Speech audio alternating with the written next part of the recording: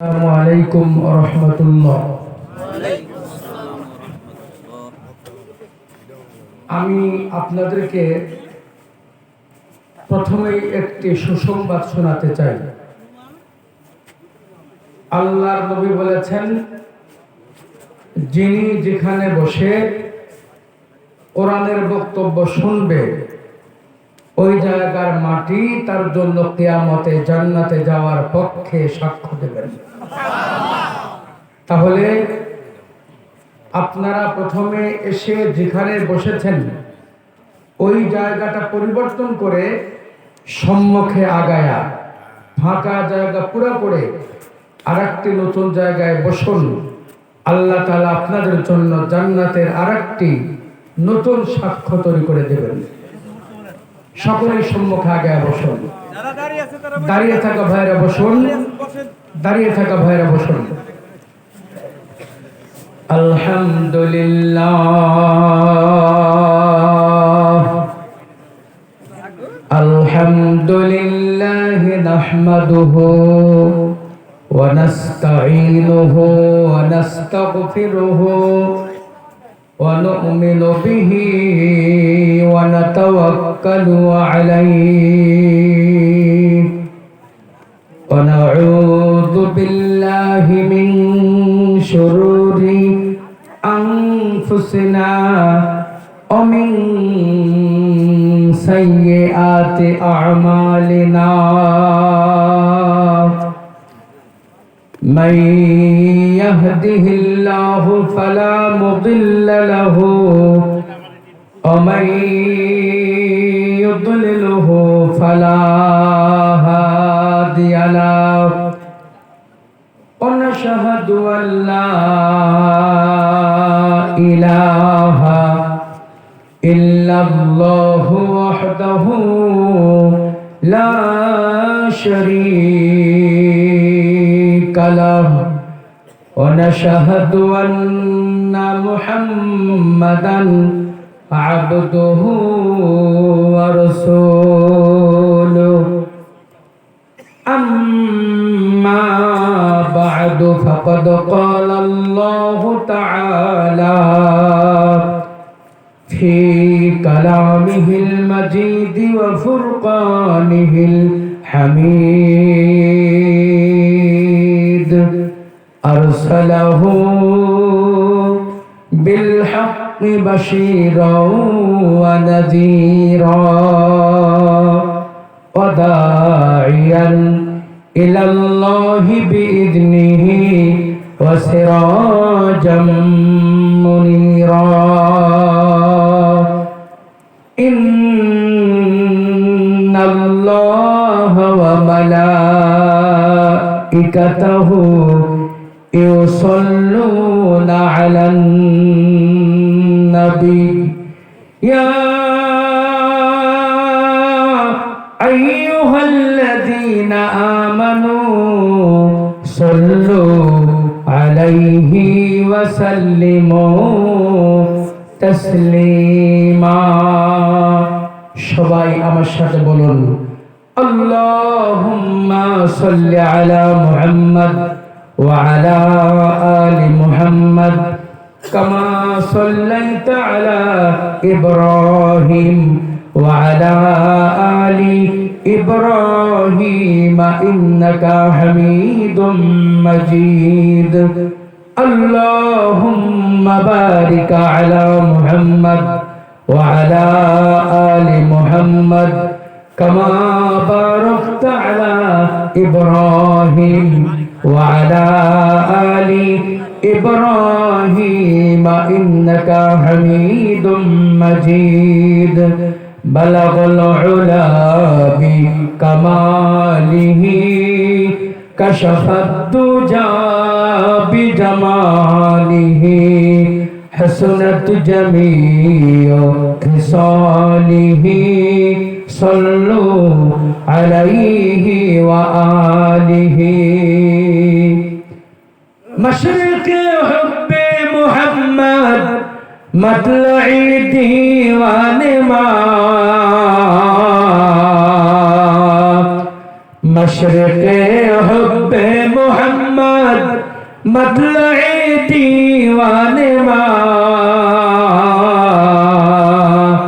मतलए खुर्शीद इश्क़श सीनाए सो जाने बलगल उला बिकमालिही कशफत दुजा बिजमालिही हसनत जमीओ खिसालिही सल्लु अलैहि व आलिही।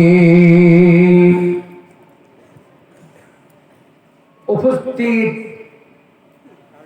मानिकगंज सदर उपजिलाधीन नारिकली सुप्राचीन ঐতিহ্যমণ্ডিত বর্ণাঢ্য পরিবেশে পরিবেষ্টিত প্রাকৃতিক সৌন্দর্যে সমৃদ্ধ অত্র এলাকার কোরআন পাগল জান্নাত প্রত্যাশী তাওহীদি জনতা কর্তৃক আয়োজিত অত্র এলাকার কবরস্থান উপলক্ষে আয়োজিত দোয়া এবং ওয়াজ মাহফিলের পরম শ্রদ্ধেয় জনাব সভাপতি সাহেব, প্রধান অতিথি সহ বিশেষ অতিথিবৃন্দ,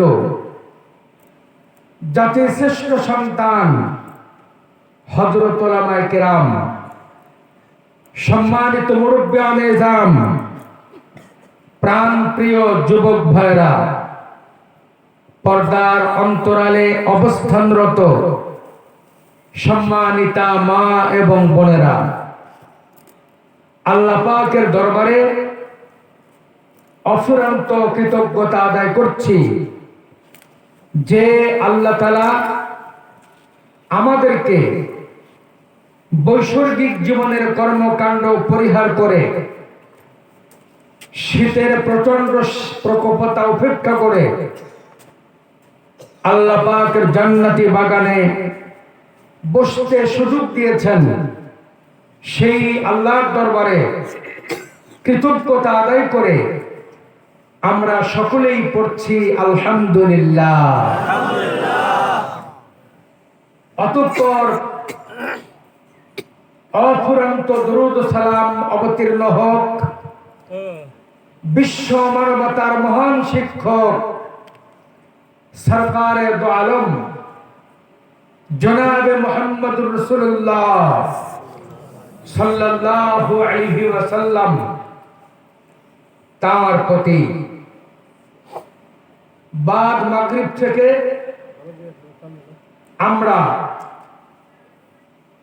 কোরআন হাদিসের আলোকে অত্যন্ত মূল্যবান বক্তব্য শুনতেছিলাম। বাদ মাগরিব আমাদেরকে আলোচনা শুনিয়েছেন জনাব মাওলানা শামসুল হক সাহেব। এরপরে বক্তব্য দিয়েছেন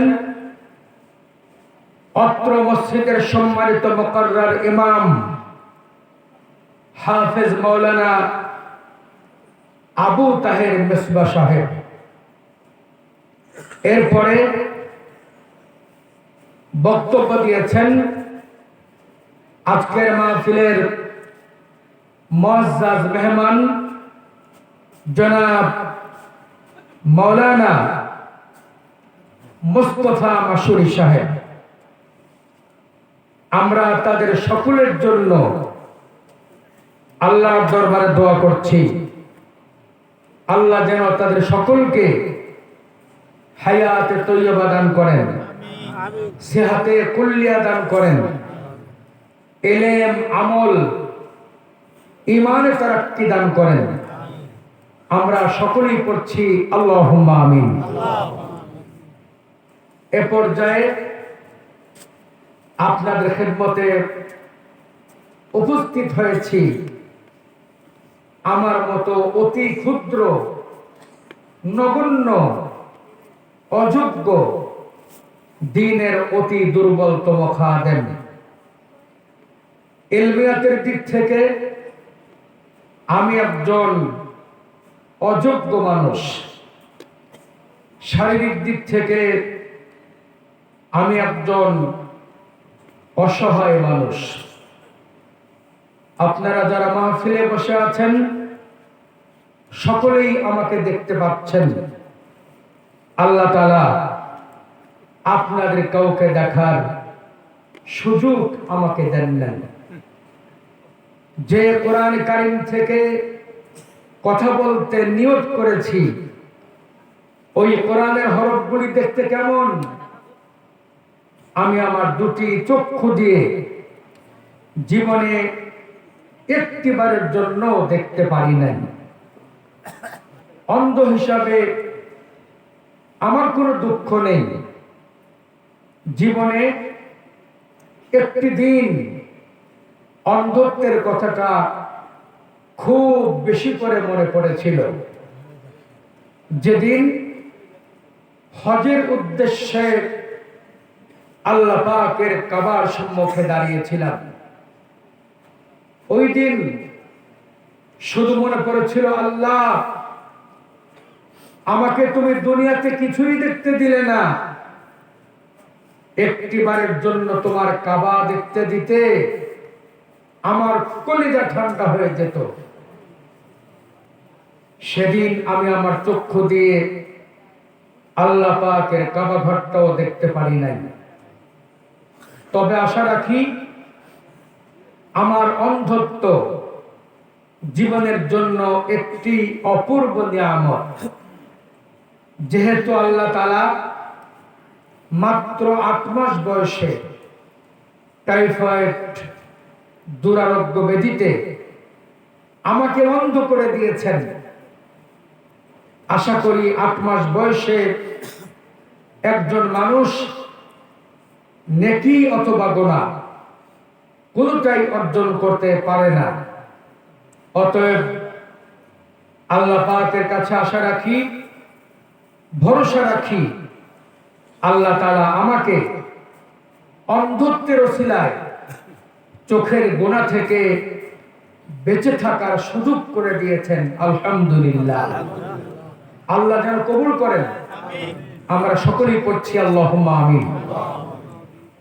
আপনাদের সম্মুখে মূল্যবান বক্তব্য রাখতে পারবো, ওই সাহস এবং যোগ্যতা কোনটাই আমার মধ্যে নেই।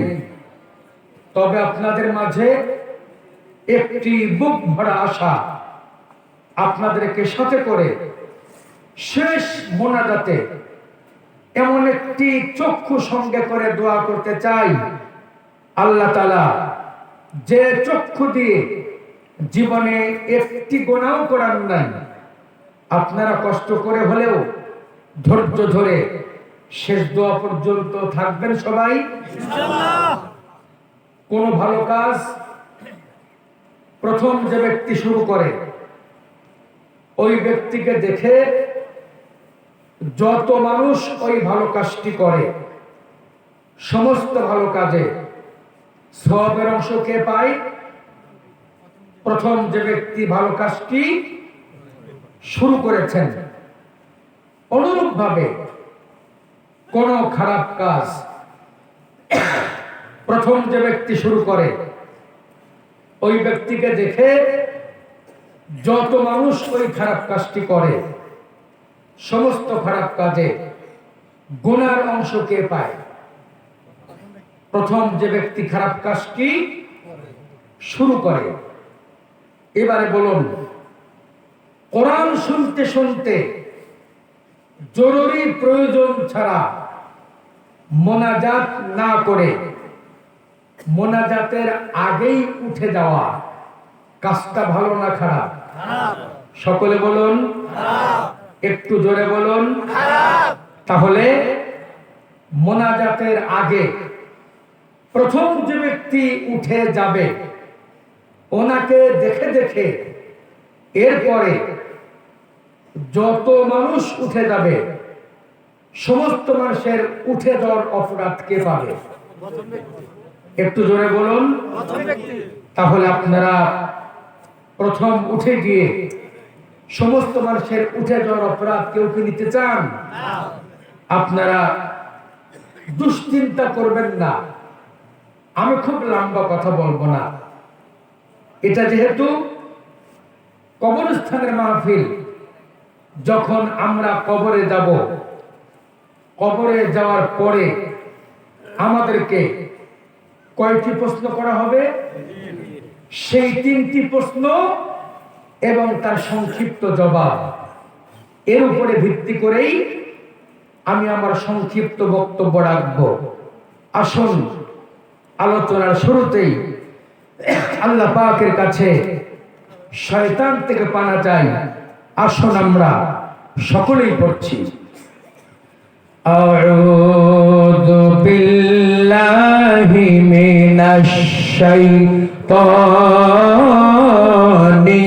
রাজীম। বিসমিল্লাহির রাহমানির রহিম। আল-ইয়াওমা আকমালতু লাকুম দীনাকুম ওয়া আতমামতু আলাইকুম নি'মাতি ওয়া রাদিতু লাকুমুল ইসলাম দীনা। সাদাকাল্লাহুল আযীম। যখন আমরা কবরে যাব, কবরে যাওয়ার পরে আমাদেরকে প্রথম যে প্রশ্নটি করা হবে, সেই প্রশ্নটি কি?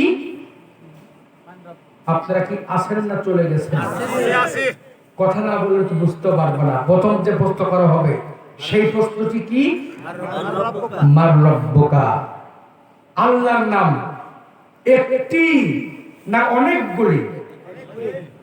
অনেকগুলি নাম থাকার পরে আল্লাহ কবরে বান্দাকে জিজ্ঞেস করবেন না, বান্দা বলো তোমার খালেকের নাম কি, মালিকের নাম কি, রহিমের নাম কি, রাহিমের নাম কি? এসব একটি নাম জিজ্ঞেস করবেন না, সরাসরি জিজ্ঞেস করা হবে মার রব্বুকা। এই রব নামের সাথে আমাদের জীবনের কি সম্পর্ক জড়িত আছে, আসুন আমরা একটু সংক্ষিপ্ত পরিসরে শুনতে চাই। আল্লাহ রাব্বুল আলামিন কোরআন কারীমের ভিতরে এ ব্যাপারে বিস্তারিত বর্ণনা দিয়েছেন। যখন আল্লাহ পাক মানুষ তৈরি করেন নাই, মানুষ তৈরি করার পূর্বে মানুষের রূহগুলিকে তৈরি করা হয়েছে। রূহগুলিকে তৈরি করার পরে আল্লাহ পাক প্রথমেই তার রূহগুলিকে জিজ্ঞেস করলেন। আল্লাহ পাক সমস্ত রূহগুলিকে জিজ্ঞেস করলেন, আলাস্তু বিরাব্বিকুম, বান্দা বলো আমি তোমার রব কিনা? কে প্রশ্ন করলেন? আল্লাহ। কাদেরকে প্রশ্ন করলেন? রূহদেরকে।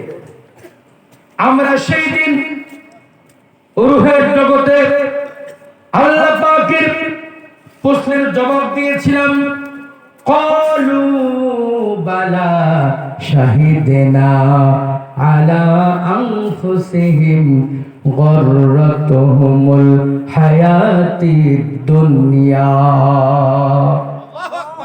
সমস্ত রূহগুলি এক বাক্যে জবাব দিচ্ছেন, হ্যাঁ আমরা সাক্ষ্য দিচ্ছি, আমরা স্বীকার করছি আপনি আমাদের রব। এই কথা বলার পরে আল্লাহ পাকের পক্ষ থেকে দুনিয়ার জীবনে কোরআন কারীম নাজিল হয়ে গেল।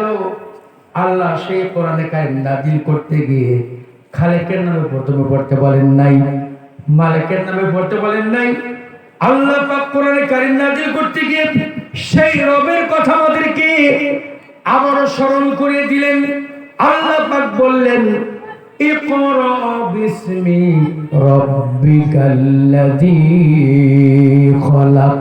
সকলে বলুন ইকরা বিসমি রাব্বিকাল্লাযী খলাক। এরপরে কোরআন কারীমের ভিতরে সবচাইতে বরকতপূর্ণ সূরা, সবচাইতে ফজিলতপূর্ণ সূরা সূরা ফাতিহা। আল্লাহ পাক এই সূরা ফাতিহা নাযিল করতে গিয়ে খালেকের প্রশংসা করলেন না, মালিকের প্রশংসা করলেন না। আল্লাহ শুরুতেই তার বান্দাকে সেই রবের কথা স্মরণ করে দিলেন। আল্লাহ পাক শুরুতেই বললেন আলহামদুলিল্লাহি রাব্বিল আলামিন। সবাই বলুন আলহামদুলিল্লাহি রাব্বিল আলামিন। এখানে প্রশংসা করা হলো কার? আল্লাহ। কার প্রশংসা? রব। রব কার প্রশংসা? রবের প্রশংসা। এরপরে আল্লাহ পাক সমস্ত মানুষকে গোলামি করতে বললেন। আমার আল্লাহ এই জায়গায় খালেকের গোলামি করতে বলেন নাই, মালিকের গোলামি করতে বলেন নাই। আল্লাহ শুরুতেই তার বান্দাকে লক্ষ্য করে বললেন ইয়া আইয়ুহান নাস উবুদু রাব্বাকুমুল্লাযী খালাকাকুম ওয়াল্লাযীনা মিন ক্বাবলিকুম লাআল্লাকুম তাত্তাকুন। আল্লাহ তাআলা সমস্ত মানুষকে গোলামি করতে বললেন কার? রবের গোলামি। এরপরে নামাজ শুরু হয়ে গেল। আমরা রুকুতে গেলাম। রুকুতে গিয়ে যে তাসবিহ পড়ি সেই তাসবিহটি কি? সুবহানা রাব্বিয়াল আযীম। এখানে কার নাম? এরপরে সিজদায় গেলাম। সিজদায় গিয়ে বলি সুবহান রাব্বিয়াল আলা। এখানে কার নাম? এরপরে কবরে গেলাম। কবরে যাওয়ার পরে এক নম্বরে কার নাম? এবার হিসাব করুন। রূহের জগতে কার নাম? কোরআন নাজিলে কার নাম? সূরা ফাতিহায় কার নাম? গোলামিতে কার নাম? রুকুতে কার নাম? সিজদায় কার নাম? কবরে কার নাম? এখন রব নামটি আল্লাহ পাক এত বেশি গুরুত্ব দিলেন কেন? একটু বিষয়টি চিন্তা করুন। যেমন আমি একটি মেশিন সামনে করে কথা বলছি, আমি যদি জিজ্ঞেস করি মেশিনটার নাম কি, সকলেই বলবেন মাইক। কিন্তু এই মাইকের মধ্যে অসংখ্য যন্ত্রাংশ আছে। যদি প্রত্যেকটি যন্ত্র আলাদা করে খুলে দেওয়া হয় তখন কি আর মাইক বলবেন? তখন অনেকগুলি নাম হবে। Stand, mouth speaker, horn, unit, battery, amplifier, অনেক নাম হবে। সমস্ত যন্ত্র যদি একত্রিত করে গচ্ছিত করা হয় তখন কি হবে? ওই রকম আল্লাহর নাম খালেক, মালিক, রহিম, রহমান সমস্ত নামকে কেউ যদি একটি শব্দ দিয়ে, একটি বর্ণ দিয়ে, একটি ভাষা দিয়ে বোঝাতে চায় তাহলে সেই শব্দ, সেই বর্ণ, সেই ভাষার নাম হচ্ছে রব। সেই ভাষার নাম কি? অর্থাৎ আল্লাহ তাআলার সমস্ত নামের অর্থ যত, রবের অর্থ একাই তত। আল্লাহ রাব্বুল আলামিন কোরআনে কারীমের ভিতরে এই কথার জবাব দিয়েছেন।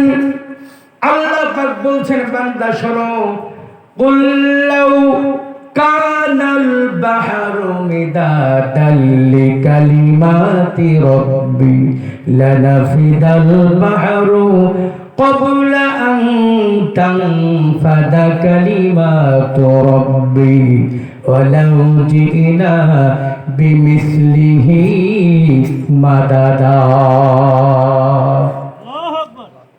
রাত অনেক হয়েছে, এই জন্য লম্বা ব্যাখ্যা দেব না, সংক্ষিপ্ত পরিসরে বলছি। আল্লাহ পাক বলছেন, সমস্ত মানুষ এবং জিন যদি লিখতে শুরু করে, জমিনকে কাগজ বানায়, বৃক্ষকে কলম বানায়, নদ নদী পানিকে কালি বানায়, মানুষ আর জিন লিখতে লিখতে কালি কলম কাগজ, জিন মানুষের হায়াত শেষ হয়ে যাবে, দুনিয়া কিয়ামত হয়ে যাবে, রবের ব্যাখ্যা লিখে শেষ করা যাবে না। তার মানে রব মানে আইনদাতা, রব মানে বিধানদাতা, রব মানে লালন কর্তা, রব মানে পালন কর্তা। আমার ভাইরা,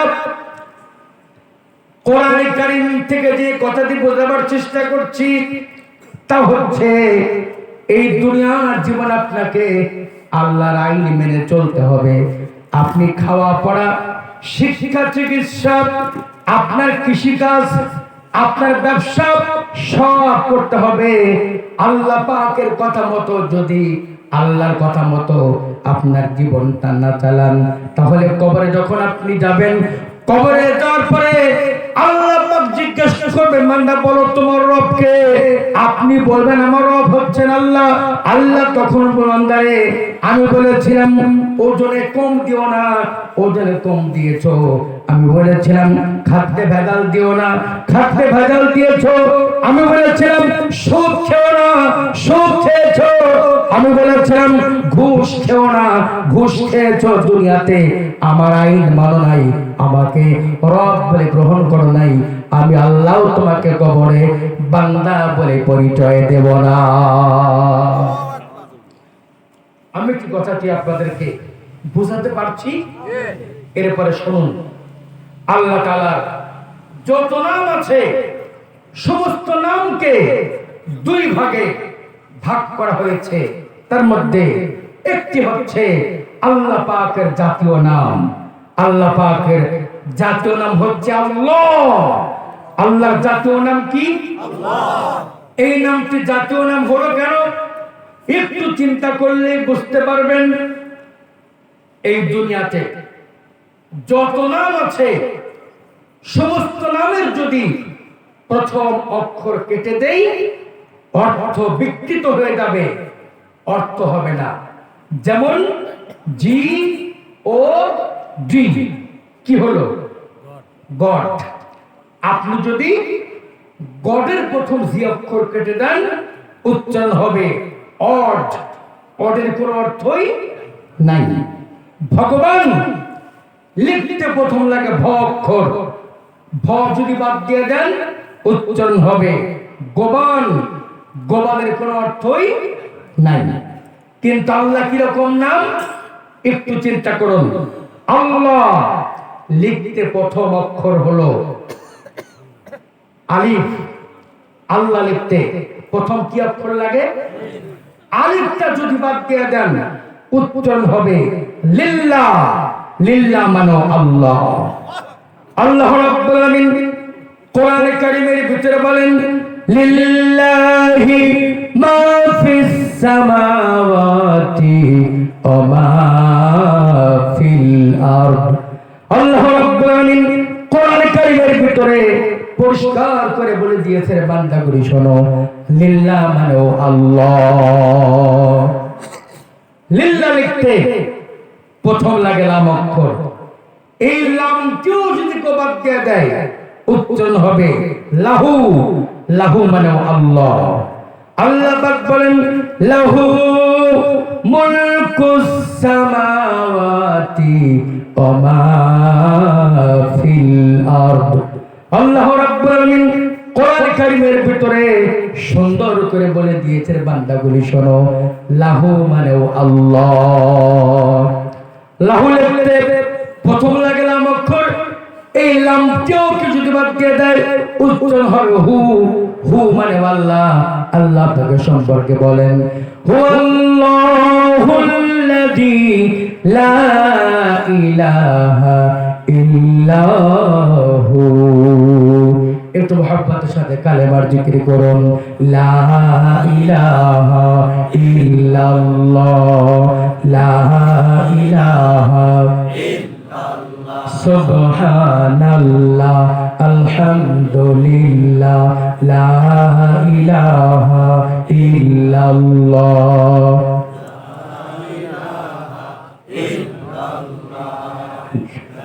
লা ইলাহা ইল্লাল্লাহ, লা ইলাহা ইল্লাল্লাহ, লা ইলাহা ইল্লাল্লাহ, মুহাম্মাদুর রাসূলুল্লাহ। সকলেই বলুন সাল্লাল্লাহু আলাইহি ওয়াসাল্লাম। এই জন্য আল্লাহ এমন একটি নাম, এই নামের পরিবর্তন নয়, পরিবর্তন নয়, রেকটিফাই, মডিফাই, সংশোধন, সংযোজন, বিয়োজন, আবর্তন, বিবর্তন, পরিবর্তন নয়। আল্লাহর পরিবর্তে সৃষ্টিকর্তা লিখলে অর্থ সঠিক হবে না। এই নামটি কিয়ামত পর্যন্ত আল্লাহ থাকবে, এইটা হলো তার জাতীয় নাম। আল্লাহ পাকের জাতীয় নাম কি? আল্লাহ। এরপরে কবরে প্রশ্ন করা হবে কি? মার রব্বুকা, রবের কথা। এবার আমি জিজ্ঞেস করছি, আমরা কি দুনিয়াতে আল্লাহকে রব হিসাবে মানতে রাজি আছি? দুনিয়াতে যদি আমি আপনি আল্লাহকে রব হিসাবে না মানি, কবরে প্রথম প্রশ্নের জবাব দেওয়া যাবে না। আসুন আমরা একটু চিন্তা ভাবনা করে দেখি, আল্লাহকে আমরা রব হিসাবে মানতে পারছি কতটুকু? কোরআনে বলা হয়েছে রব ভিত্তিক শিক্ষার কথা। এখন আমি আমার পাবনার কথা বলছি, মানিকগঞ্জে নাও থাকতে পারে।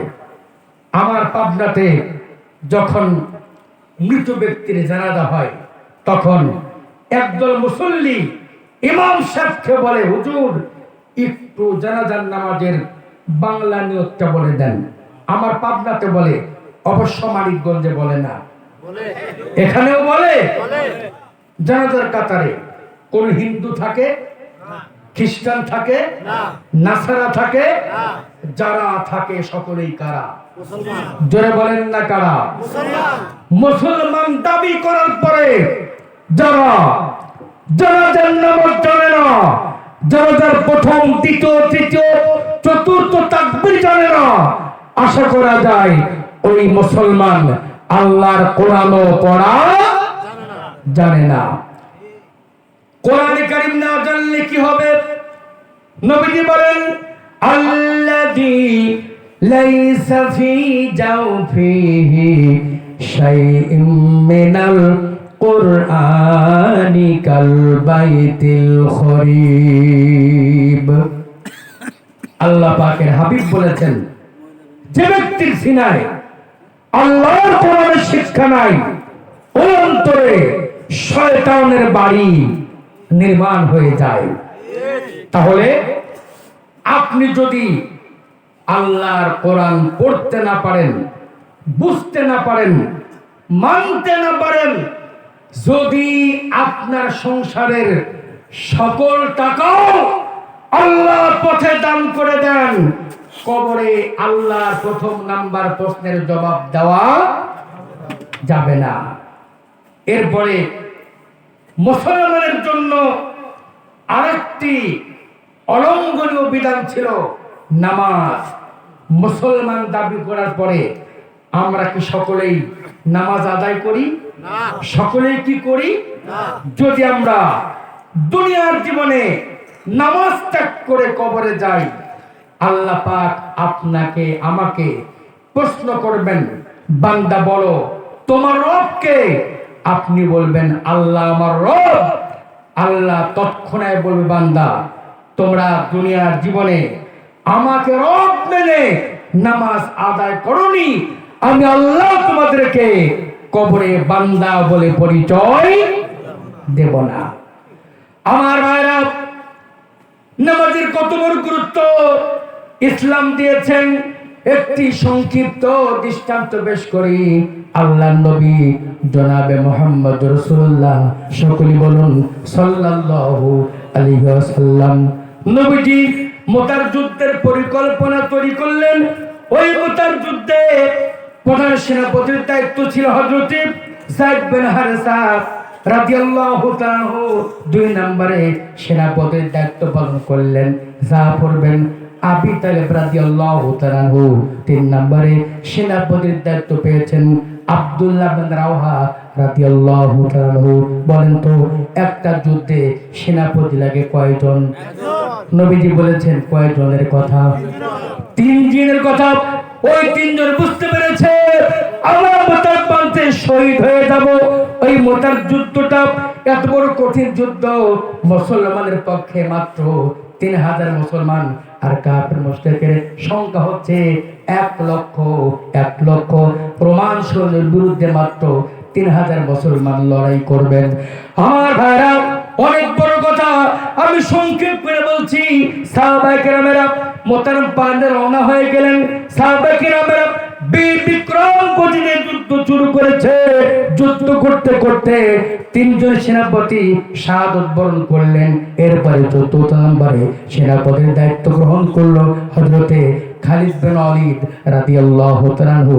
আল্লাহ পাক খালিদের নেতৃত্বে মুসলমানকে মুতার প্রান্তে বিজয় দান করে দিলেন।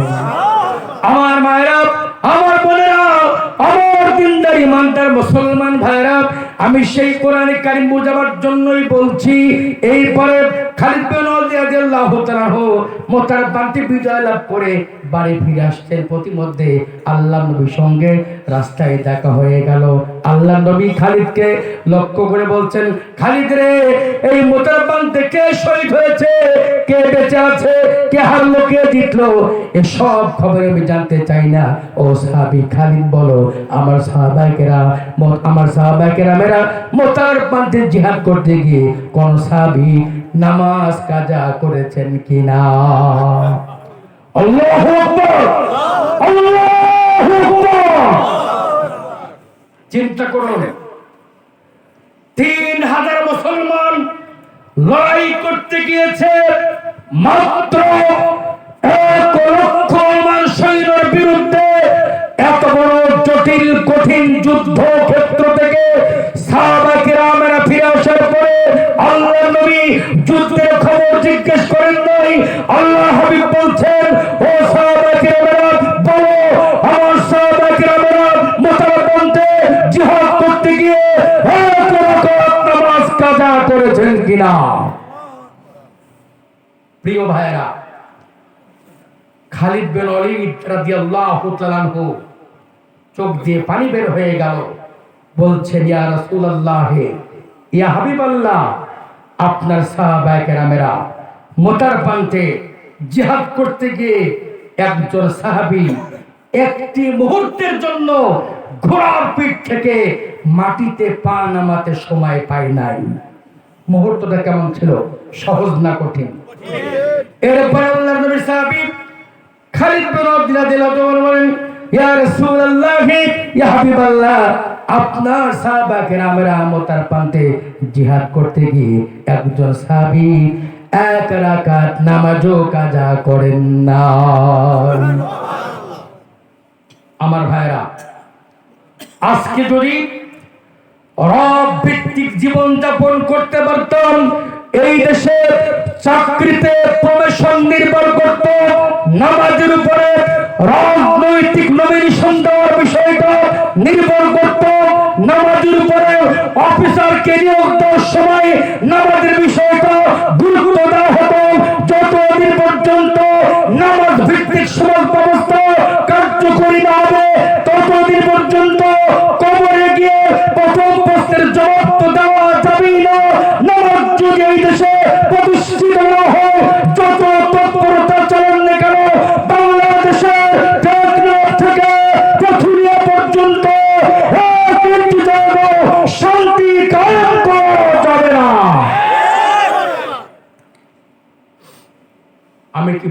পারছি আপনাদেরকে? ঠিক এইভাবেই যখন আপনি কবরে প্রথম নাম্বার প্রশ্নের জবাব দিতে চাইবেন, তখন আপনাকে রব ভিত্তিক জীবন, রব ভিত্তিক পরিবার, রব ভিত্তিক সমাজ, রব ভিত্তিক জাতিতে রূপান্তরিত হতে হবে। অন্যথায় কবরে প্রথম প্রশ্নের জবাব দিতে পারা যাবে না। সময় কম, আমি বিস্তারিত ব্যাখ্যা করছি না। এরপরে যখন আমরা কবরে যাব, কবরে যাওয়ার পরে আল্লাহ পাকের পক্ষ থেকে আমাদেরকে 2 নম্বরে কি প্রশ্ন করা হবে? সকলে বলুন। এই বুঝি দ্বিতীয় প্রশ্ন? দ্বিতীয় প্রশ্ন কি? দিন সম্পর্কে জিজ্ঞেস করা হবে। এবার বলুন, আমরা যে ধর্ম মানি সে ধর্মটার নাম কি? ইসলাম। সকলেই বলেছেন ইসলাম। আমাদের ধর্মের নাম ইসলাম। আসুন আমরা আল্লাহর কোরআনকে জিজ্ঞেস করি, দেখি আল্লাহর কোরআন ইসলামের নাম কি বলে। আল্লাহ রাব্বুল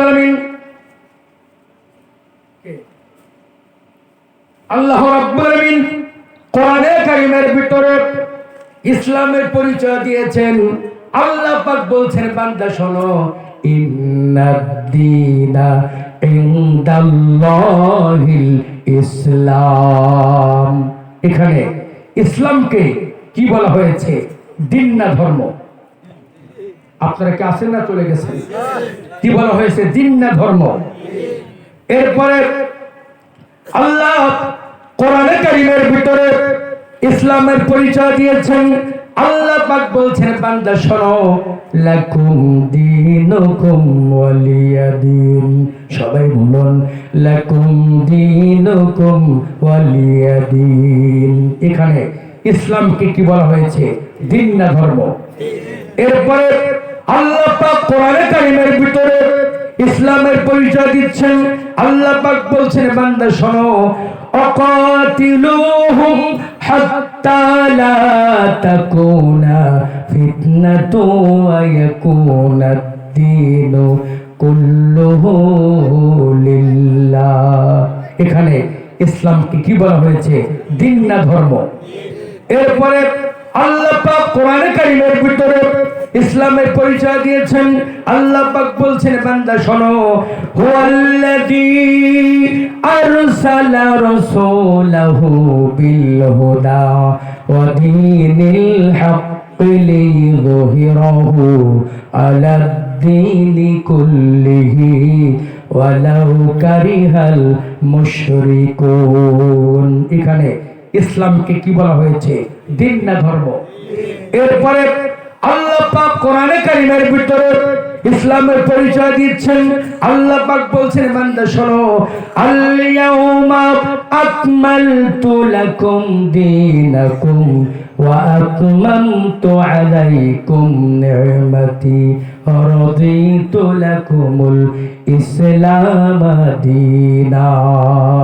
এখানে ইসলামকে কি বলা হয়েছে? দিন না ধর্ম? তাহলে এতক্ষণের বক্তব্যে পরিষ্কার হয়েছে, নিশ্চয়ই ইসলাম কোন রকম গতানুগতিক ধর্মের নাম নয়। ইসলামের নাম হচ্ছে পরিপূর্ণ দিন। ইসলামের নাম কি? ইসলামের নাম কি? এখন প্রশ্ন হলো, দিন এবং ধর্মের মধ্যে মৌলিক পার্থক্য কয়টি? সম্ভব হলে বক্তব্য নোট করে রাখবেন। দিন এবং ধর্মের মৌলিক পার্থক্য হলো 3টি।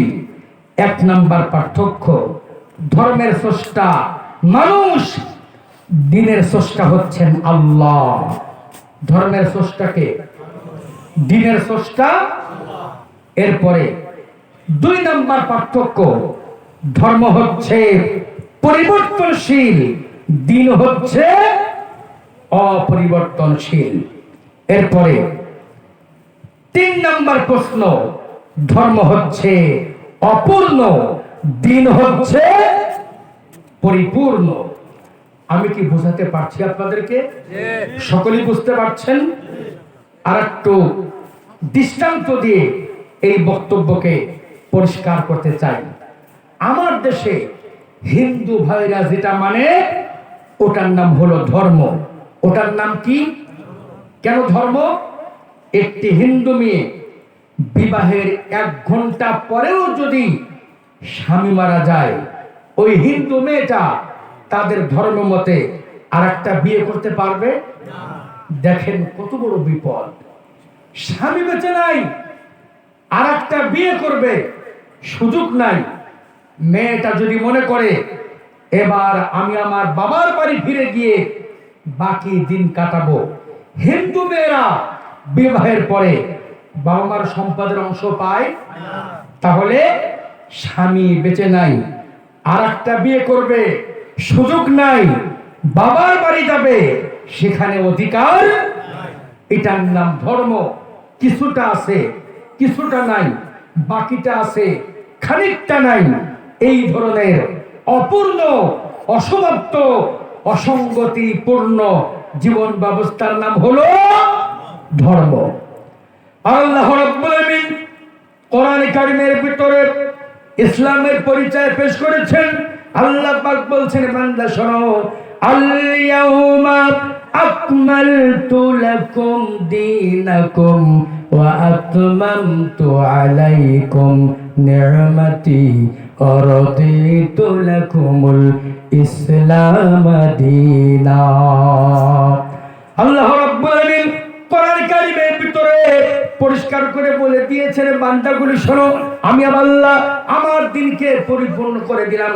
কিয়ামত পর্যন্ত যত মানুষ দুনিয়াতে আসবে, প্রত্যেকটা মানুষের যত সমস্যা হবে, প্রত্যেকটি সমস্যার ভারসাম্যপূর্ণ বিজ্ঞানসম্মত সমাধান আমি আল্লাহ ইসলামের ভিতরে করে দিয়েছি, যার জন্য ইসলাম যারা মারবে কিয়ামত পর্যন্ত আর কারো কাছে যাওয়া লাগবে না।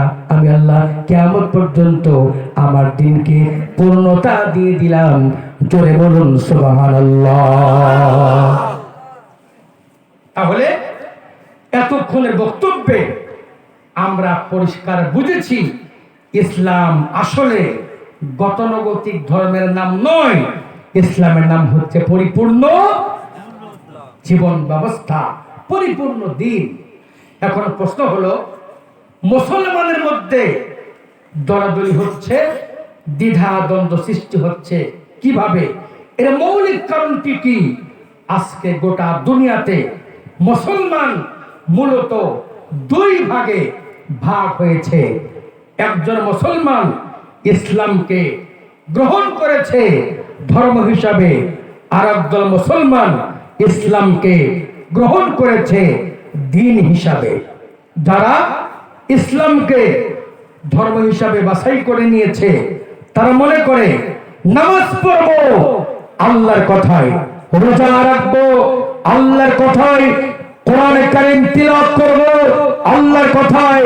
এখানে তাদের কোনো দ্বিমত নেই, কিন্তু তারা মনে করে নামাজ, রোজা, হজ, যাকাত এগুলি আল্লাহর কথা মতোই চলবে, কিন্তু চাকরি যখন করব তখন আল্লাহর কথা মানব না, ব্যবসা যখন করব তখন আল্লাহর কথা মানব না, রাজনীতিতে আল্লাহর কথা মানব না। এইভাবে একটা জীবনকে যারা 2 ভাগে ভাগ করেছে, ওই লোকগুলি ইসলামকে গ্রহণ করেছে ধর্ম হিসাবে। বলুন ঠিক কিনা? আমি কি বোঝাতে পারছি আপনাদেরকে? এবার একটি প্র্যাকটিক্যাল দৃষ্টান্ত আপনাদের সামনে পেশ করতে চাই। আচ্ছা বলুন তো, আমেরিকা মুসলমানের শত্রু না বন্ধু? বুঝেই বলেছেন তো? এবার বলুন, আমেরিকা বাংলাদেশকে সাহায্য দেয় না দেয় না? এবার বলুন, ইরাকের উপরে বোমা মারল কোন দেশ? ইরাককে টুকরা টুকরা করলো কোন দেশ? আফগানকে তছনছ করলো কোন দেশ? আমাদেরকে সাহায্য দেয় কোন দেশ? কারণটা কি? আমরাও মুসলমান, ইরাকও মুসলমান, অথচ আমরা সাহায্য পাচ্ছি ওরা মার খাচ্ছে, অথচ ওরাও মুসলমান, আমরাও মুসলমান। এর পিছনে কারণ কি? আল্লাহ রাব্বুল আলামিন কোরআন কারীমের ভিতরে সেই কথার জবাব দিচ্ছেন। আল্লাহ পাক বলছেন, বান্দা শোনো, ওয়ালান তারদা আনকাল ইয়াহুদু ওয়ালান নাসারা হাত্তা তাত্তাবিউ মিল্লাতাহুম কুল ইন্নাল্লাহি হুয়াল হুদা। আল্লাহ বলছেন, লান তারদা, ইসলামের দুশমন কখনো মুসলমানের বন্ধু হতে পারে না। কিন্তু ইসলামের দুশমন কোন সময় মুসলমানের বন্ধু হয়? আল্লাহ পাক বলছেন, হাত্তা তাত্তাবিআ মিল্লাতাহুম কুল ইন্না হুদাল্লাহি হুয়াল হুদা। মুসলমান যখন ইসলামের কৃষ্টি কালচার, তাহজিম ও তামাদ্দুন, ইসলামের সাহিত্য, ইসলামের শিক্ষা, ইসলামের চিন্তা চেতনা যখন তারা ভুলে যায়, তাদের খাওয়া পড়া, শিক্ষা, চিকিৎসা ইহুদ এবং খ্রিস্টানদের মতোই হয়ে যায়, তখন ইহুদ খ্রিস্টান দেখে ওদের আর আমাদের মধ্যে কোনো পার্থক্য নাই। অতএব ওই মুসলমানকে সাহায্য করা আমাদের জন্য দুশ্চিন্তার কোনো কারণ নাই। বলুন ঠিক কিনা? আমি কি বোঝাতে পারছি আপনাদেরকে? এবারে আরেকটি দৃষ্টান্ত পেশ করছি বিশ্বনবী মুহাম্মদুর রাসূলুল্লাহ সাল্লাল্লাহু আলাইহি ওয়াসাল্লামের জীবন আদর্শ থেকে। আল্লাহর নবীর যুগে একজন বিধর্মী ইসলাম কবুল করার জন্য উদ্গ্রীব হয়ে গেলেন। তার নাম হলো আব্দুল উজ্জা। লোকটি ইসলাম কবুল করতে চায়, কিন্তু সাহস পান না। তার বাড়ি নাই, ঘর নাই, অর্থ নাই, সম্পদ নাই। তার চাচা তাকে একটি প্রতিষ্ঠিত সংসার তৈরি করে দিয়েছেন। মনে মনে ভাবলেন, চাচা যদি ইসলাম কবুল করে, একসাথে ইসলাম কবুল করব, আমার জন্য কোনো ঝুঁকি আসবে না। কিন্তু আল্লাহর নবী মক্কা থেকে মদিনায় চলে গেলেন। আব্দুল রাজা তখন পর্যন্ত ইসলাম কবুল করতে পারেন নাই। মনে কষ্ট। একদিন চাচাকে একান্ত কাছে ডেকে নিয়ে বলছেন, চাচা বলুন তো, আব্দুল্লাহর পুত্র মুহাম্মদ, সকলে বলুন সাল্লাল্লাহু আলাইহি ওয়াসাল্লাম, লোকটিকে আপনার কাছে কেমন লাগে? চাচা বলছে, ভাতিজা, কোনো কষ্ট আপনাদের? ওই যে কথা শোনা যাচ্ছে বাম পাশে, রাত অনেক হলে সমস্যা হয়, কিছু করার নেই। একটু বসুন, আমি খুব লম্বা কথা বলবো না। এইবার চাচা বলছে, ভাতিজা, আমার কাছে লোকটিকে ভালোই মনে হয়, কাউকে কষ্ট দেয় না, কাউকে ফাঁকি দেয় না, মিথ্যে কথা বলে না। আব্দুল উজ্জা মনে মনে ভাবলেন, চাচা হয়তো বিশ্বনবীর পরে দুর্বল হয়েছে, এখন প্রস্তাব দিলে কাজ হতে পারে। এইবার আব্দুল উজ্জা বলছেন, চাচা, লোকটিকে যদি আপনার কাছে ভালোই লাগে, তাহলে মুসলমান হন না কেন, ইসলাম কবুল করেন না কেন? চাচা হচ্ছে মুশরিক। এই কথা শোনা মাত্র চার চেহারায় আগুন লেগে গিয়েছে। বলছে, আব্দুল উজ্জা, তুমি কি ইসলাম কবুল করতে চাও নাকি? চাচা ভাতিজা বলছে, আব্দুল উজ্জা বলছেন, চাচা, আমার তো মন চায় ইসলাম কবুল করতে। এইবার চাচা বলছে, ভাতিজা, ইসলাম যদি কবুল করো, আমি তোমাকে বাড়ি ঘর দিয়েছি, অর্থ সম্পদ দিয়েছি, জায়গা জমি দিয়েছি, উট দম্বা দিয়েছি। ইসলাম যদি কবুল করো, আমি তোমাকে কিচ্ছু দেব না, খালি হাতে বাড়ি থেকে বের হয়ে যাওয়া লাগবে।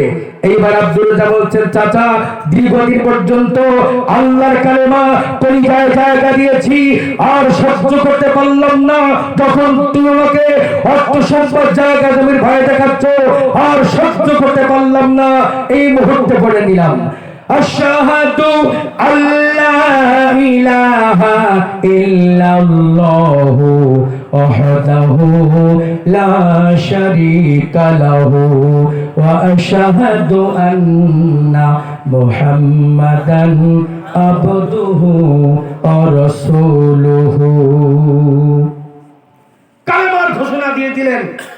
এইবার চাচা বলছেন, আব্দুল উজ্জা, ইসলাম যখন কবুল করেছো, আমি তোমাকে বাড়িঘর যা দিয়েছি সব আমাকে ফেরত দিয়ে দাও। এবার বলেন, আব্দুল উজ্জা সন্ত্রাসী ছিলেন, চাঁদাবাজ ছিলেন, হাইজাকার ছিলেন, জিএমপি ছিলেন, হরকতুল জিহাদ ছিলেন, হিজবুত তাহরিম ছিলেন? একটাই তার অপরাধ, আল্লাহর কালেমা গ্রহণ করেছে। এইবার চাচা বলছে, ভাতিজা, ইসলাম যখন কবুল করেছো, আমাকে জায়গা তুমি সব ফেরত দিয়ে দাও। এইবার আব্দুল উজ্জা বলছেন, চাচা এই নাও, আমি তোমাকে আলমারির চাবি দিয়ে দিলাম, সিন্ধুকের চাবি দিয়ে দিলাম, উট দুম্বা যা দিয়েছো সব তোমাকে ফেরত দিয়ে দিলাম। এইবার আব্দুল উজ্জা সব ফেরত দিয়ে বাড়ি থেকে বের হয়ে যাচ্ছে। সম্পদ বলতে কিছুই আর হাতে নাই, একটি জামা আর একটি লুঙ্গি পরে বাড়ি থেকে বের হয়ে যাচ্ছেন। কিছু দূর যাওয়ার পরে চাচা বলছে, ভাতিজা, ইসলাম যখন কবুল করেছো, যে জামা জায়গায় যে বের হচ্ছ ওই জামা আমার টাকার কিনা। ইসলাম যখন কবুল করেছো, আমি তোমাকে গায়ের জামাটাও দেবো না। এইবার আব্দুল উজ্জা গা থেকে জামা খুলে ছুঁড়ে মেরে দিয়েছে। এই নাও তোমার জামা, লুঙ্গি পরে বের হয়ে যাচ্ছে। কয়েক পা যাওয়ার পরে আব্দুল উজ্জাকে লক্ষ্য করে চাচা বলছে, ভাতিজা, ইসলাম যখন কবুল করেছো, আমি তোমাকে লুঙ্গিটাও দেবো না, লুঙ্গি আমাকে ফেরত দাও, ওই লুঙ্গি আমার টাকার কিনা। এবার মরতে মুজাহিদ আব্দুল উজ্জা লুঙ্গিটাও খুলে ছুঁড়ে মেরে দিয়ে উলঙ্গ হয়ে দৌড়াইতে দৌড়াইতে মার সামনে হাজির হয়ে গিয়েছে। আমি জিজ্ঞেস করছি আপনাদেরকে, ইসলাম আপনি যদি দিন হিসাবে মানেন, আপনার উপরে হুমকি আসবে, কষ্ট আসবে, ধমকি আসবে। এসব যখন আসবে তখন আপনি বুঝে নিবেন আমি ইসলামকে দিন হিসাবে মানতে পারছি। আর যদি মনে হয় ইসলাম মানার পরে নামাজিও খুশি, বেনামাজি খুশি, সুদখোর খুশি, ঘুষখোর খুশি, বুঝতে হবে আমি ইসলামকে পরিপূর্ণ দিন হিসাবে মানতে পারি নাই।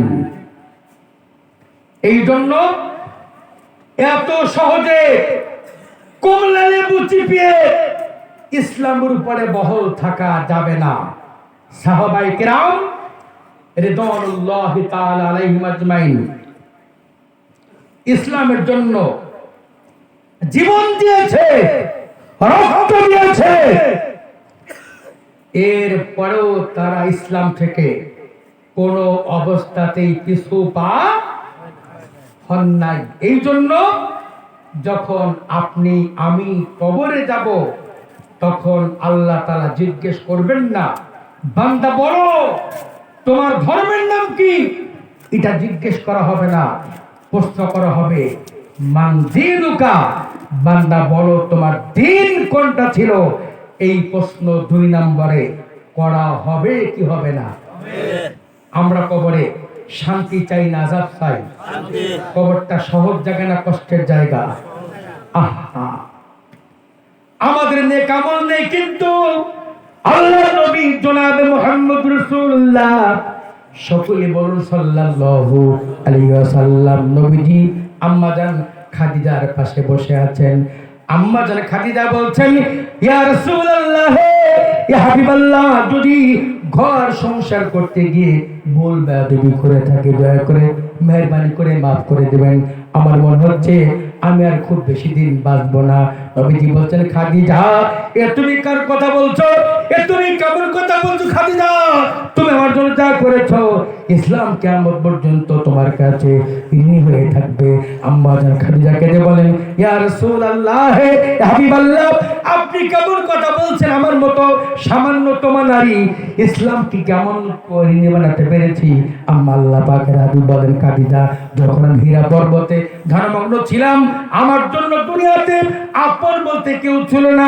ও খাদিজা, আমাকে ওই কঠিন হীরা পর্বতে আমার জন্য খাদ্য বহন করে যেতে, আমার জন্য পানির বোঝা বহন করতে। ও খাদিজা, তোমার আমলটা আল্লাহ পাকের কাছে এতই ভালো লেগেছে, আমল আল্লাহ পাকের দরবারে এমন ভাবে কবুল হয়েছে, ইসলাম কিয়ামত পর্যন্ত তোমার কাছে ঋণী হয়ে থাকবে। এইবারে খাদিজা বলেন, ইয়া রাসূলুল্লাহ, ইয়া হাবিবাল্লাহ, যখন আমি মাটির কবরে যাব, আপনি মেহেরবানি করে আমাকে আপনার ব্যবহার করা পোশাক দিয়ে কাফন পরাবেন। নবীজি বলেন, খাদিজা, এ তুমি কেমন কথা বলছো? আমি কি তোমার জন্য নতুন কাপড় ব্যবস্থা করতে পারবো না? নবীজি বলছেন, খাদিজা, আমি তোমাকে নতুন কাপড়েই দাফন করব। খাদিজা বলছেন, ইয়া রাসূলুল্লাহ, হাবিবাল্লাহ, আল্লাহ পাক আমাকে কবরে ছাড়বে কিনা আমি জানি না। যদি আমার আমল দিয়ে আল্লাহ পাক আমাকে নাজাত না দেয়, আপনার পোশাক যদি আমার চেহারা থাকে, হয়তো আপনার পোশাকের সম্মানে আল্লাহ পাক আমাকে মাফ করে দিতে পারেন। এইবারে নবীজি বলছেন, খাদিজা, আমি তোমার সব দায়িত্ব পালন করব। এইবার খাদিজা বলছেন, ইয়া রাসূলুল্লাহ, ইয়া হাবিবাল্লাহ, যখন আমি মাটির কবরে যাব, আপনি মেহেরবানি করে আমার কবরে একটু খালি গায়ে গড়াগড়ি দিয়ে আসবেন। আর যখন আমাকে মাটির কবরে নামায় দেবেন, আপনি নবুয়তের হাত দিয়ে আমার মুখটা একটু কিবলার দিকে ঘুরিয়ে দিবেন। আর যখন আমার কবরে ফেরেশতা আসবে, আপনি মেহেরবানি করে আমার পক্ষ থেকে ওই 3টি প্রশ্নের জবাব আপনি দিয়ে দিবেন। আল্লাহর নবী সব দায়িত্ব এক এক করে পালন করছেন। আম্মা জান খাদিজাকে মাটির কবরে নামিয়ে দিয়েছেন, আর ফেরেশতা কবরে আসে না। আল্লাহ পাকের হাবিব বলছেন, আল্লাহ, আমার খাদিজা কি অন্যায় করেছে? আমার খাদিজা কবরে কোনো ফেরেশতা নাই। আল্লাহ পাক বলেন, হাবিব আমার, আপনি কাঁদবেন না, আমি আল্লাহ নিজে খাদিজার জামিন হয়ে গিয়েছি। খাদিজার কবরে কোন ফেরেশতা কিয়ামত পর্যন্ত আসবে না। জোরে বলুন সুবহানাল্লাহ। এইবার নবীজি নবুয়তের হাত দিয়ে আম্মা জান খাদিজার মুখটা বারবার কিবলার দিকে ঘুরে দিচ্ছেন। আবার মুখটা সোজা হয়ে যায়, আবার মুখটা কিবলার দিকে ঘুরে দিচ্ছেন, আবার মুখটা সোজা হয়ে যায়। আল্লাহ পাকের হাবিব বলছেন, খাদিজা, এ কি এমন হলো? আল্লাহ বলো, আমার খাদিজার মুখটা কোনো কিবলার দিকে হয় না। আল্লাহ পাক থেকে বলছেন, হাবিব আমার, আপনি কাঁদবেন না, আপনি কাঁদবেন না, আপনি কষ্ট পাবেন না। খাদিজার মুখটা কিয়ামত পর্যন্ত কিবলার দিকে হবে না। আমি আল্লাহ কিয়ামত পর্যন্ত আমার খাদিজার মুখটা আর সে আজিমের দিকে ঘুরে রাখবো। কিয়ামত পর্যন্ত আমি আল্লাহ আমার কুদরতি চক্ষু দিয়া খাদিজার মুখের দিকে তাকিয়ে থাকবো। আমার মায়েরা, আমার বোনেরা, আমার দিনদারি মানদার মুসলমান ভাইরা, এত বড় মহিষী নারী খাদিজা কবরকে ভয় করেছেন? বলেন তো, আপনার আমার সামনে সেই খবরটা আছে না নাই? হায় রে কবর, হায় রে কবর, ওই কবর থেকে আমরা কেউ বাঁচতে পারবো না। মরণ থেকে চিঠায় পালাও, মরণ তোমায় লইবে গিরি, যদিও সুদূর আকাশ পথে লোকাও সিথায় লাগিয়ে সিঁড়ি। আমরা কবর থেকে যদি নাজাত চাই, কবরে যদি শান্তি চাই, দুনিয়াতে আল্লাহকে মানতে হবে রব হিসাবে, ইসলামকে মানতে হবে দিন হিসাবে। ইসলামকে দিন হিসাবে না মানলে কবরে যাওয়ার পরে আমাদের জন্য শান্তির কোনো ব্যবস্থাই থাকবে না। জোরে বলেন ঠিক কিনা? এরপরে 3 নম্বর প্রশ্ন, বান্দা বলো তোমার নবীকে। প্রশ্ন করা হবে, শুধু প্রশ্ন করা হবে না, কবর পর্যন্ত আল্লাহর নবীর ছবি আপনার সামনে দেখানো হবে। যদি আপনি দুনিয়াতে আল্লাহর নবীর তরিকা মানেন, তাহলে আল্লাহর নবীকে দেখে আপনি চিনতে পারবেন আর বলতে পারবেন। যখন আপনাকে জিজ্ঞেস করা হবে, মান হাদা রাজুলুন, এই ব্যক্তিকে, আপনি যদি নবীর তরিকা মেনে থাকেন, তাহলে বলতে পারবেন, ইনি হলেন আমার নবী, আমার নেতা জনাব মুহাম্মদুর রাসূলুল্লাহ সাল্লাল্লাহু আলাইহি ওয়াসাল্লাম। আর যদি দুনিয়ার জীবনে আল্লাহ নবীর তরিকা না মেনে থাকি, কবরে আল্লাহ নবীকে দেখে চিনতেও পারবো না, কবরে 3 নাম্বার প্রশ্নের জবাব দিতে পারবো না।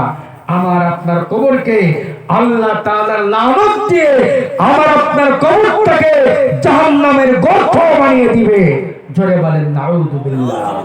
তাহলে যদি আমরা কবরে শান্তি চাই, আল্লাহকে মানতে হবে, রব হিসাবে ইসলামকে মানতে হবে, দ্বীন হিসাবে আদর্শ হিসাবে মানতে হবে মুহাম্মদুর রাসূলুল্লাহ সাল্লাল্লাহু আলাইহি ওয়াসাল্লামকে। আল্লাহ নবী কাউকে কষ্ট দিয়েছেন? আল্লাহ নবী কাউকে ফাঁকি দিয়েছেন? শুধু তাই নয়, আল্লাহ পাকের হাবিব বলেন, উম্মত আমার শোনো, সাহাবা কিরামেরা শোনো, যে ব্যক্তির হাতের দ্বারা মুখের দ্বারায় অন্য মানুষ কষ্ট পায়, আমি নবীজি বলে দিলাম ওই লোকটি মুসলমান নয়। জোরে বলেন নাউযুবিল্লাহ। আপনি কার বিরুদ্ধে মামলা করেন, কাকে কষ্ট দেন, কার বিরুদ্ধে ষড়যন্ত্র করেন, যদি আমরা নবীজির তরিকা মেনে চলতাম, আমাদের চরিত্রে এগুলি কখনোই থাকতো না। আল্লাহ পাক আমাদেরকে এই 3টি কথা জেনে বুঝে আমল করার মাধ্যমে কবর নাজাত পাওয়ার তৌফিক দান করুন। আমরা সকলেই পড়ছি আল্লাহুম্মা। কয়টা বাজে এখন? 11:48। আপনাদের বিরক্ত নেই তো? কষ্ট নেই তো? আমি লম্বা কথা বলবো না, কারণ আমি দাওয়াত নিয়েছি জানুয়ারি মাসের 27 তারিখে, আর মাত্র 12 মিনিট পরে জানুয়ারি মাসের কয় তারিখ হবে? আমি 28 তারিখে দাওয়াত নিয়েছি।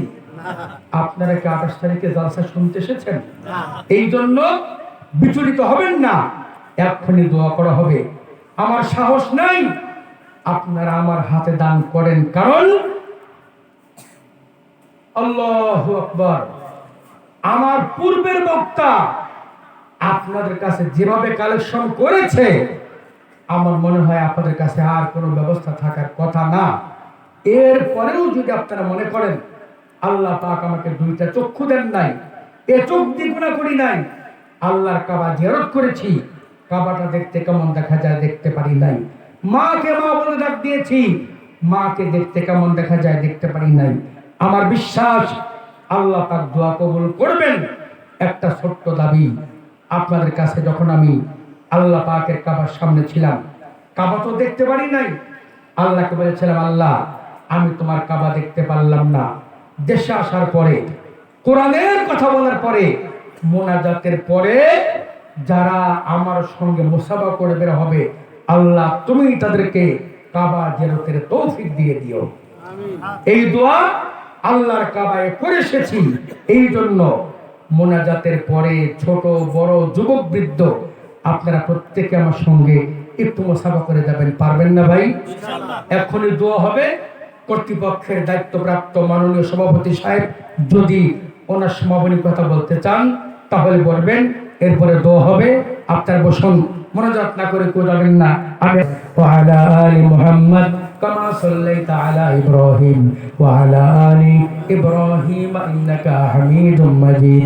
আল্লাহুম্মা বারিক আলা মুহাম্মদ ওয়ালা আলি মুহাম্মদ কামা বারাকতা আলা ইব্রাহিম ওয়ালা আলি ইব্রাহিম ইন্নাকা হামিদুম মাজিদ। আগামী 11 তারিখে 8 গ্রাম আমার জালসা, আমিও থাকবো, মৌলানা মোস্তফা মাসুরি সাহেব থাকবেন। সকলের দাওয়াত, আপনারা সকল বলে যাবেন ইনশাআল্লাহ। ওই দিন নতুন বিষয়ে বক্তব্য রাখার চেষ্টা করব, আল্লাহ যেন কবুল করেন। আল্লাহুম্মা আমিন। এখন দোয়া হবে, আল্লাহুম্মা আমিন। রব্বানা যালামনা আনফুসানা ওয়া ইল্লাম তাগফির লানা ওয়া তারহামনা লানাকুনান্না মিনাল খাসিরিন। রব্বানা লা তুযিগ কুলুবানা বা'দা ইয হাদাইতানা ওয়া হাব লানা মিন লাদুনকা রাহমাতান ইন্নাকা আনতাল ওয়াহ্হাব। আয় আল্লাহ, তোমার কুদরতে আসমানের নিচে প্রশস্ত জমিনের উপরে আমার মতো গুনাহগার দ্বিতীয় কোনো ব্যক্তি আছে বলে মনে করি না। কোরআন মাহফিল শেষ করে তোমার দরবারে হাত তুলেছি, দয়া করে মেহেরবানি করে আজকের মাহফিল তোমার দরবারে কবুল করে নাও। আয়াত আল্লাহ তাআলা আজকের মাহফিলের বক্তা, শ্রোতা, সভাপতি, কমিটি বিন্দু, দানকারিনী সকলকে তোমার দরবারে কবুল করে নাও।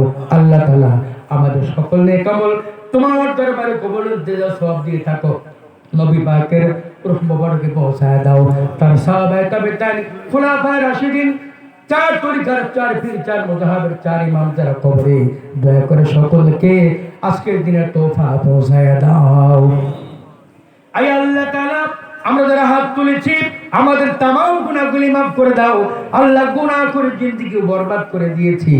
গুনার কথা চিন্তা করলে জাহান্নাম ছাড়া কিছুই কল্পনা করতে পারবো না। আল্লাহ রহমান নামের বরকতে আমাদের তামাম জীবনের গুনাহগুলি মাফ করে দাও। আয় আল্লাহ তাআলা, এই মাহফিলের আয়োজন যারা করেছে, অর্থ দিয়েছে, বুদ্ধি দিয়েছে, পরামর্শ করেছে, শ্রম দিয়েছে, আমাকে দাওয়াত করেছে, আমাকে দাওয়াতের প্রস্তাব দিয়েছে এবং সমর্থন করেছে, বিশেষ করে এই মসজিদের ইমাম সাহেব আবু তাহের সাহেবকে মেহেরবানি করে তোমার দরবারে কবুল করে নাও। আল্লাহ তার সঙ্গী সাথীদেরকে, কমিটি বিন্দু সবাইকে তোমার দরবারে কবুল করো। আল্লাহ, আমাদের তোমার দরবারে কবুল আনতে যা সব দিয়ে থাকো, আমাদের ভিতর থেকে মা বাপ যাদের কবরে, মা বাবার তামাম জীবনের গুনাহগুলি মাফ করে দাও। আয় আল্লাহ তাআলা, মায়ের কুলের আত্মীয়, বাবার কুলের আত্মীয়, দাদার কুলের আত্মীয়, দাদির কুলের আত্মীয়, নানার কুলের আত্মীয়, নানির কুলের আত্মীয়, শ্বশুর কুলের আত্মীয়, শাশুড়ির কুলের আত্মীয়, বন্ধু বান্ধব, পরিবার পরিজন, সহপাঠী, সহকর্মী, শুভাকাঙ্ক্ষী, শিক্ষক মহোদয়গণ, শিক্ষকের শিক্ষক, জাগিরদার, যে যেখানে যে অবস্থায় ঈমান নিয়ে কবরে, সকলের কবরকে জান্নাতের টুকরা বানিয়ে দাও। আয় আল্লাহ তাআলা, তোমার বান্দাগুলি বড় আশা করে হাত তুলেছে, সকলের অন্তরে বিশ্বাস, অন্ধ মানুষ দোয়া করলে দোয়াটা কবুল হতে পারে। আল্লাহ, আমার তো সেই যোগ্যতা নেই, তবে একটি দাবি তোমার কাছে করতে চাই। আল্লাহ, কার বাড়িতে অন্ধ ভিক্ষুকের বাড়িওয়ালা হাজার কোটি হলেও অন্ধ ভিক্ষুকে সহজে ফেরত দিতে পারে না। আল্লাহ, আমি তোমার অন্ধ মুসাফির হাত তুলেছি, কোরআনটা দেখতে কেমন দেখা যায় দেখতে পারি নাই, নবীজির রওজায় দাঁড়িয়ে বারবার সালাম দিয়েছি, নবীজির রওজা মোবারক দেখতে কেমন দেখা যায় দেখতে পারি নাই, লাব্বাইক আল্লাহুম্মা লাব্বাইক বলেছি কাবার সামনে দাঁড়িয়ে, ওই কাবা দেখতে কেমন দেখা যায় দেখতে পারি নাই। যখন আমি বাড়ি যাই, কলিজার টুকরা সন্তানগুলি আব্বা আব্বা বলে জড়িয়ে ধরে, ওই সন্তানগুলি কেমন দেখা যায় দেখতে পারি নাই। আল্লাহ, এমন একটা মানুষকে কেমনে ফিরাবে, একটু মায়াও কি তোমার লাগবে না? দয়া করে মেহেরবানি করে আজকের দোয়া তোমার দরবারে কবুল করে নাও। আয় আল্লাহ তাআলা, সেই কথাগুলি তোমার দরবারে বলা প্রয়োজন ছিল, বলতে পারলাম না, এরকম কথা থাকলে মেহেরবানি করে মাফ করে দাও। ভুল কথা বলে থাকলে দয়া করে মেহেরবানি করে মাফ করে দাও। আল্লাহ, যারা দোয়ার পরে আমার সঙ্গে মুসাফা করে বের হবে, তাদেরকে তুমি তোমার কাবা জিয়ারতের তৌফিক দাও। আয় আল্লাহ, তোমার দরবারে সর্বশেষ প্রার্থনা, আমাদের বেঈমান করে কবরে নিও না। আল্লাহ, আমাদের বেঈমান করে কবরে নিও না। রমজান মাসের জুমার দিনে লাইলাতুল কদরে কোরআন কারীমের তেলাওয়াত শুনতে শুনতে ইতিকাফরত অবস্থায় ঈমান সহ শাহাদাতের দরজা নসিব করে দিও আল্লাহ। সুবহান রাব্বিকা রাব্বিল ইজ্জাতি আম্মা ইয়াসিফুন ওয়া সালামুন আলাল মুরসালিন ওয়ালহামদুলিল্লাহি রাব্বিল আলামিন। ওয়া জাআল আখিরা কালিমাতিনা ইনদাল মাউত লা ইলাহা ইল্লাল্লাহু মুহাম্মাদুর রাসূলুল্লাহ। সকলে বলুন সাল্লাল্লাহু আলাইহি ওয়াসাল্লাম।